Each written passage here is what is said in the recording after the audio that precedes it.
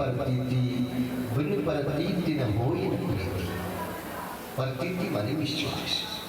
तो हमारा मन रूपी जो कीर्ति रत्न है हम उसी को दे सकते हैं जिस पर हमको विश्वास है। संसार वालों को देते हैं तो बार बार पात्र बदलना पड़ता है।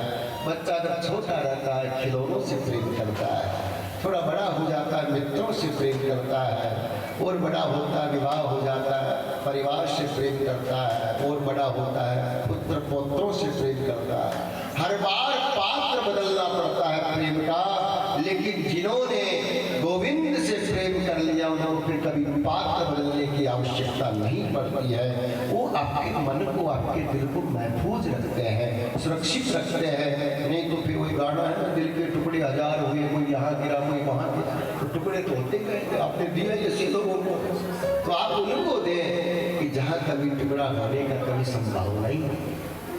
तो सुंदर ब्रह्मा जी से इस प्रकार का प्रश्न किया, और महाराज राजा शिताश्व के इन वचनों को श्रवण करके प्रश्न उत्तम वही है जिसमें दूसरे की भलाई, दूसरे का कल्याण है।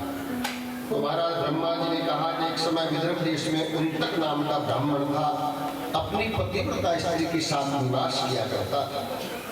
उस ब्राह्मण देवता के पुत्र था, एक पुत्री थी। पुत्र का नाम सुविभूषण था। पुत्र बड़ा संस्कारी शास्त्रज्ञ, कई प्रकार की विद्याओं का जानने वाला। तो महाराज उसने अल्पायु में ही सब कुछ विद्या प्राप्त कर ली। ऐसे लोग जो होते हैं वो पूर्व जन्म का साथ में ज्ञान लेकर आते हैं। आजकल तो हम देखते हैं टीवी में भी छोटे छोटे बच्चे इतना पारंगत होते हैं, इतने बुद्धिमान, इतने जानकार, क्योंकि सब पूर्व जन्म के उनके पुण्य ही साथ में आते हैं। पूर्व जन्म की जो स्मृति है, भगवान ने कहा कि शुचि नाम श्रीमताम घे योग वृष्टो भी जाएंगे। तो ऐसे सत्पुरुष होते हैं वो अच्छे घरों में जन्म लेते हैं और भगवान की भक्ति करते हैं। तो महाराज उन्होंने पत्नी के कहने से अपनी पुत्री का विवाह एक सुयोग्य ब्राह्मण ढूंढकर कर दिया। विधि विधान से विवाह किया, लेकिन फिर भी अल्पायु में अपनी पुत्री का, उनकी पुत्री का पति जो था वो भगवान को प्राप्त हो गया, और वो कन्या अपना धर्म का पालन करते हुए अपने माता पिता के पास रहने लगी। अपनी कन्या के दुख से दुखी होकर वो ब्राह्मण देवता जो थे अपना घर छोड़कर चले गए और एक आश्रम बनाकर गंगा जी के किनारे रहने लगे। वेदों को ब्राह्मण बालकों को पढ़ाने लगे, और कन्या अपने धर्म का पालन करते हुए अपने जीवन का निर्वहन कर रही थी।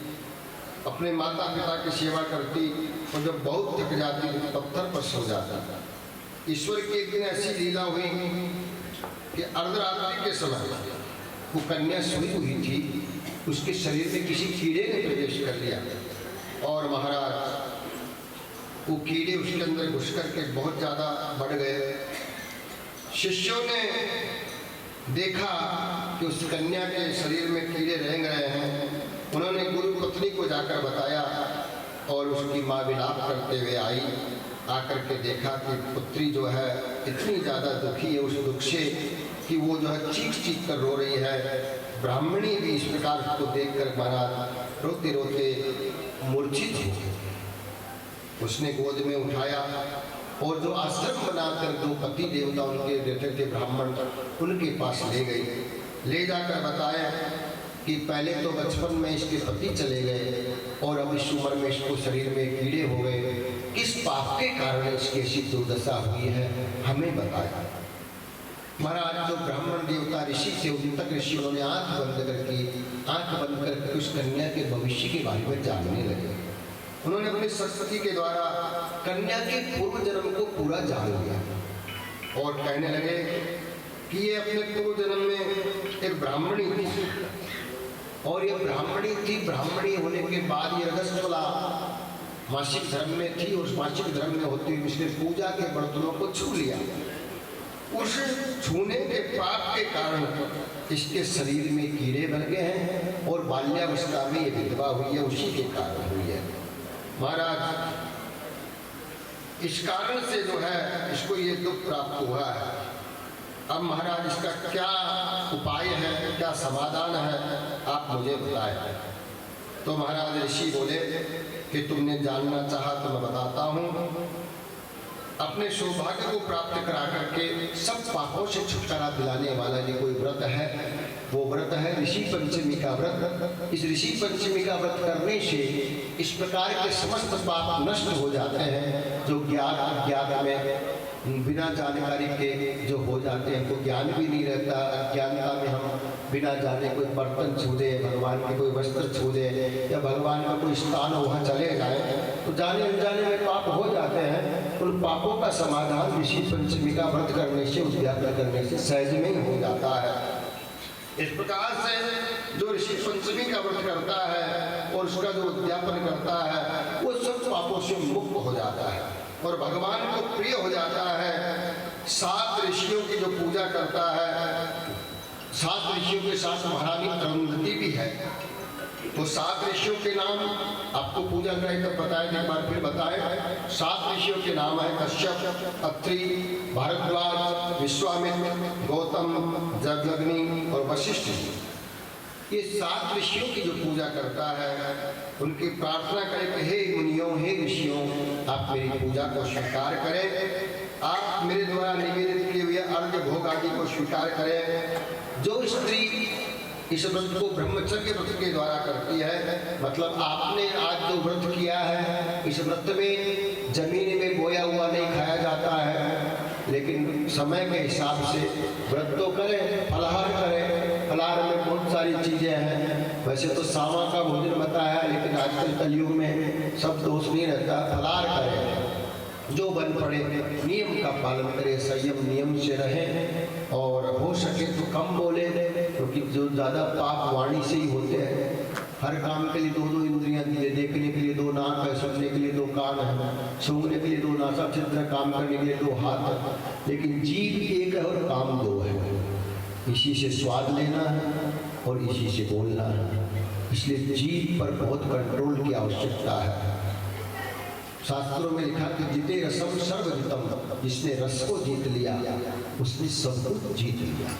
इसलिए जीव पर नियंत्रण की आवश्यकता, क्योंकि जिस दिन उपवास करोगे ना उस दिन ये जीव ज़्यादा इधर उधर भागेगी। वाह, ये तो पकोड़ा खा रहा है, हमको तो फलाहार करा रहा है। तो जीव पर नियंत्रण की आवश्यकता है, क्योंकि वाणी और पानी दोनों थोड़ा संयमित खर्च करें। तो वाणी का सदुपयोग करता है, कम बोले, मीठा बोले। देखो कोयल बोलती है तो सब बोलते हैं कितना प्यारी बोल रही है, कौवा बोलते सब पत्थर से काऊ काऊ कर रहा है। कागा काको धन हरे, कोयल काको दे, मीठी वाणी बोल कर जग अपनों कर ले। इसलिए वाणी की महानता महाराज, शत्रु और मित्र इस वाणी से बनते हैं। इसलिए बोलो तो ऐसा बोलो कि सामने वाला सुनकर के कृतकृत्य हो जाए।